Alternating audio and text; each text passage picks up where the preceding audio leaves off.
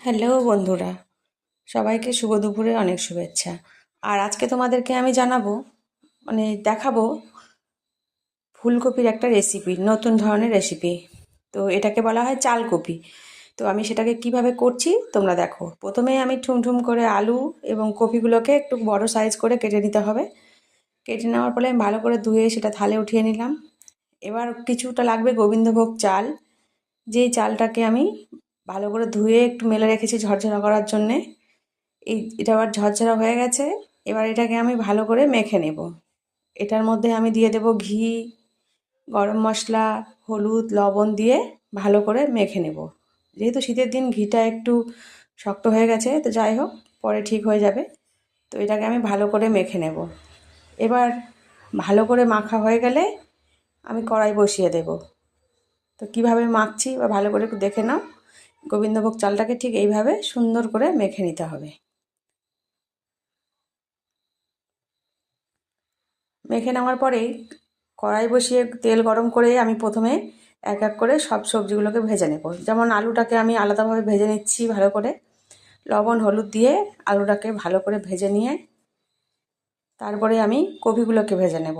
তো এইভাবে আলুটাকে লাল লাল করে ভেজে নিলাম, নিয়ে এবার আমি কপি বসিয়ে দিয়েছি। কপিটাকেও ঠিক হালকা লাল করে একটু ভেজে নেব, নিয়েই আমি চালটাকে ভাজতে শুরু করব।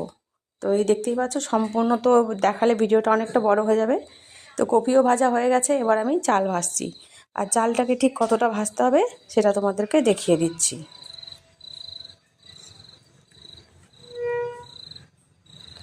এই যে দেখতে পাচ্ছ, চালটাকে ঠিক এইভাবে ভেজে নেবে। তো চালটাকে এইভাবে ভাজা হয়ে গেলে পরেই এবার চালটাকে উঠিয়ে নেব। এবার কড়াইটা ভালো করে ধুয়ে আবার গরম করে, তেল গরম করে ওর মধ্যে আমি ফোড়ন দিয়ে দেবো। ফোড়নে দিয়ে দিচ্ছি গোটা এলাচ, লবঙ্গ, তেজপাতা, যেটা ওটা দিয়ে একটু ভালো করে নিয়ে নিচ্ছি, ভালো করে নেড়ে নিচ্ছি। নেওয়ার পরে মশলা দিয়ে দেবো। মশলা দেওয়ার পরেই আমরা ভালো করে মশলাটাকে ভেজে নেব। মশলার মধ্যে থাকবে আদা জিরা বাটা, আদা জিরা আর লঙ্কা বাটা। তো ভালো করে ভেজে নেওয়ার পরেই মশলাটাকে ওর মধ্যে দিয়ে দেবো আমি কপি আলুগুলো। মশলা দিয়ে একটু ভালো করে ওটাকেও আমরা নেড়ে চেড়ে তারপরে দিয়ে দেবো চালগুলোকে। চালগুলোকেও দু একবার নেড়ে চেড়ে ওর মধ্যে জল দিয়ে দিতে হবে একটা মাপ মতো, যেন জিনিসটা কাদা কাদা মতো হয়। অনেকে তোমরা যদি ঝরঝরা করতে চাও ঝরঝরাও খেতে পারবা, তবে একটু কাদা কাদা হলে জিনিসটা খেতে বেশি ভালো লাগে। তো জল দিয়ে কিছুক্ষণ ঢাকিয়ে নেব।